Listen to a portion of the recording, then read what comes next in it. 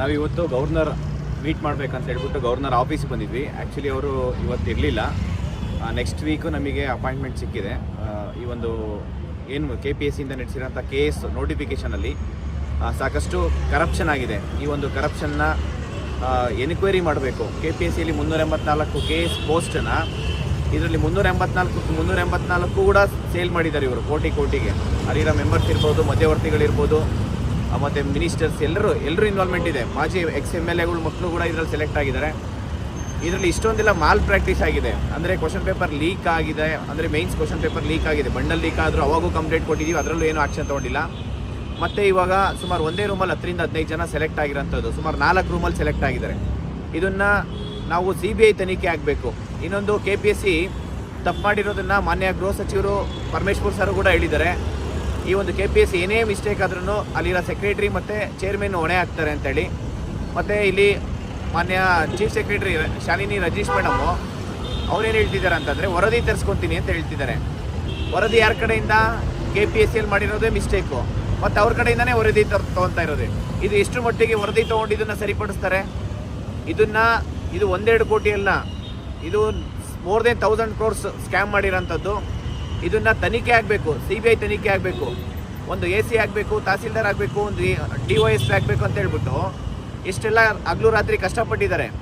ಇವರು ರಾತ್ರಿ ಯಾರಿಗೆ ಬೇಕೋ ಅವ್ರಿಗೆ ಸೇಲ್ ಮಾಡಿದ್ದಾರೆ. ಇದನ್ನು ಸೀರಿಯಸ್ ಆಗಿ ಸರ್ಕಾರ ಆಗಿರ್ಬೋದು, ಮೊನ್ನೆ ಗೃಹ ಸಚಿವರು ಬರೀ ಮಾಧ್ಯಮದ ಮುಖಾಂತರ ಹೇಳಿಕೆ ಕೊಡೋದಲ್ಲ, ಈ ಥರ ಹಗರಣ ಆಗಿದೆ ಅಂತ ಹೇಳಿ ಅದ್ರ ಮೇಲೆ ಏನು ಆ್ಯಕ್ಷನ್ ತೊಗೊಂಡಿದ್ದೀರಾ ಅಂತಲೂ ತುಂಬ ಇಂಪಾರ್ಟೆಂಟ್ ಆಗುತ್ತೆ.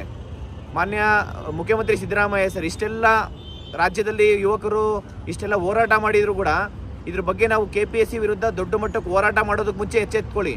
ಇಷ್ಟೆಲ್ಲ ಹಗರಣ ಆಗ್ತಾಯಿದೆ. ಬರೀ KS ನೋಟಿಫಿಕೇಷನ್ ಅಲ್ಲ, ಪ್ರತಿಯೊಂದು ನೋಟಿಫಿಕೇಷನಲ್ಲೂ ಎಲ್ಲರೂ ಅಕ್ರಮ ಮಾಡ್ತಿದ್ದಾರೆ. ಎಲ್ಲ ಕ್ಯಾಂಡಿಡೇಟ್ಸು KA-ದಲ್ಲಿ 20 ರಿಂದ 30 ಮಾರ್ಕ್ಸ್ ತೊಗೊಂಡಿರಲ್ಲ, ಇಲ್ಲಿ ಔಟ್ ಆಫ್ 200ಗೆ ಇಲ್ಲಿ KPSCಯಲ್ಲಿ 180 ಮಾರ್ಕ್ಸ್ ತೊಗೊಂಡಿದ್ದಾರೆ. ಈ ಥರ ಆದರೆ ಜೆನ್ಯೂನು ಪ್ರಾಮಾಣಿಕವಾಗಿ ಓದ್ತಾ ಇರೋಂಥ ಅಭ್ಯರ್ಥಿಗಳಿಗೆ ಇಲ್ಲಿ ಅನ್ಯಾಯ ಆಗ್ತಿದೆ. ಅವರೆಲ್ಲರ ಪರವಾಗಿ, ವಿದ್ಯಾರ್ಥಿಗಳ ಪರವಾಗಿ ನಾನು ಮಾನ್ಯ ಮುಖ್ಯಮಂತ್ರಿ ಸಿದ್ದರಾಮಯ್ಯ ಸರ್ಗೆ ನಾನು ಮನವಿ ಮಾಡ್ಕೊತೀನಿ, ಇದನ್ನು KPSC ಮೇಲೆ ಕ್ರಮ ತಗೊಳ್ಳಿ. ಒಂದು ಇಂಡಿವಿಜುವಲ್ ಸ್ಕೋರ್ ಲಿಸ್ಟ್ ಬಿಡಲ್ಲ, ಮತ್ತು ಒಂದು ಟೈಮ್ 1 ಇಯರಲ್ಲಿ ಯಾವುದು ವಿತಿನ್ ಎ ಟೈಮ್ ಲಿಮಿಟಲ್ಲಿ ಯಾವುದು ನೋಟಿಫಿಕೇಷನು ಕಂಪ್ಲೀಟ್ ಮಾಡಲ್ಲ. ಒಂದು ನೋಟಿಫಿಕೇಷನ್ ಆಗಿ ಕಂಪ್ಲೀಟ್ ಆಗಬೇಕಂದ್ರೆ 5 ವರ್ಷ ತೊಗೊತಾರೆ KPSC ಅವರು. KPSCಗೆ ಮುಂಬರುವ ಯಾವುದು ನೋಟಿಫಿಕೇಷನ್ ಕೊಡಬಾರ್ದು. ಈಗ ಆಲ್ರೆಡಿ ಏನು agriculture officer, assistant agriculture officer, land surveyor ಇದೆ. ಇಷ್ಟು ನೋಟಿಫಿಕೇಷನ್ನ KA ಕೊಡಿ. ಅವ್ರು ಯಾವುದೇ ಕಾರಣಕ್ಕೂ ನೋಟಿಫಿಕೇಷನ್ ಮಾಡಬಾರ್ದು ಅಂತ ಹೇಳ್ತಿದ್ದಾರೆ. ಈವನ್ ವೆಟರ್ನರಿ ಆಫೀಸರ್ದು ಇವರು 60 ರಿಂದ 70 ಲಕ್ಷ ದುಡ್ಡು ತೊಗೊತಾ ಇದ್ದಾರೆ ಒಂದೊಂದು ಪೋಸ್ಟಿಗೆ. ದಯವಿಟ್ಟು ಇದನ್ನು ಸೀರಿಯಸ್ ಆಗಿ ತೊಗೊಳ್ಳಿ. ಯುವಕರು ಮತ್ತೊಮ್ಮೆ ರೋಡಿಗೆ ಬಂದು ದೊಡ್ಡ ಮಟ್ಟಕ್ಕೆ ಹೋರಾಟ ಮಾಡೋದಕ್ಕೆ ಮುಂಚೆ ಈಗ KPSC ಮೇಲೆ ಸೀರಿಯಸ್ ಆಗ ಒಂದು ಈವೆಂಟ್ ಆಫ್ ಕ್ಯಾಲೆಂಡರ್ ಇಲ್ಲ, ಒಂದು ಟೈಮ್, ಯಾವ ನೋಟಿಫಿಕೇಷನ್ ಇನ್ ಟೈಮ್ ಕಂಪ್ಲೀಟ್ ಮಾಡಲ್ಲ. ಒಂದು ನೋಟಿಫಿಕೇಷನ್ ರಿಸಲ್ಟ್ ಅಪ್ರೂವಲ್ ಆಗಬೇಕಂತಂದರೆ ತಿಂಗಳಾನ್ಗಟ್ಟಲೆ ತೊಗೊತಾರೆ. ಒಂದು ಎಕ್ಸಾಮ್ ಮಾಡಬೇಕಂದ್ರೆ ವರ್ಷ ಆಗುತ್ತೆ. 2 ವರ್ಷ ಆಗಿದೆ ಅಲ್ಲಿ ನೋಟಿಫಿಕೇಷನ್ ಬಂದು, ಇಲ್ಲಿವರೆಗೂ ಏನು ಆ್ಯಕ್ಷನ್ ತೊಗೊಂಡಿಲ್ಲ. KPSCಯಲ್ಲಿ ವರದಿ ಆಗಿರ್ಬೋದು, ಈಗ ಒಂದು ಕೇಸ್ ಹಗರಣ ಏನಾಗಿದೆ ಇದ್ರ ಮೇಲೆ ಸೀರಿಯಸ್ ಆಗಿ ಗಂಭೀರವಾಗಿ ಇದನ್ನು ತನಿಖೆ ಆಗಬೇಕು. ಯಾವುದೇ ಕಾರಣಕ್ಕೂ ಇದನ್ನು KPSC ಇಲ್ಲಿ ಯಾರ್ಯಾರು ಇನ್ವಾಲ್ವ್ಮೆಂಟ್ ಇದ್ದಾರೆ ಅಷ್ಟು ಜನಕ್ಕೆ ಶಿಕ್ಷೆ ಆಗಲೇಬೇಕು. ಮತ್ತು KS ಕನ್ನಡ ಅಭ್ಯರ್ಥಿಗಳಿಗೆ ಏನು 1:3 ಲಿಸ್ಟಲ್ಲಿ ಏನು ಬಿಟ್ಟಿದ್ದಾರೆ ಇದನ್ನು ಬೇಕು ಅಂತ ಅರ್ಜೆನ್ಸಿ ಮಾಡ್ತಾ ಇದ್ದಾರೆ. ಈ ಒಂದು ಪೋಸ್ಟ್ನ ಬೇಗ ಕಂಪ್ಲೀಟ್ ಮಾಡಬೇಕು ಅಂತ ಹೇಳಿ ಯಾವುದೇ ಕಾರಣಕ್ಕೂ ಪ್ರಾಮಾಣಿಕವಾಗಿ ಯಾರು ಓದ್ತಾ ಇದ್ದಾರೆ ಅವ್ರಿಗೆ ಮಾತ್ರ ಕೆಲಸ ಸಿಗಬೇಕು. ಆ 1:3ಯಲ್ಲಿ ವೆರಿ ಫ್ಯೂ ಕ್ಯಾಂಡಿಡೇಟ್ಸ್ ಜೆನ್ಯೂನ್ ಆಗಿದ್ದಾರೆ.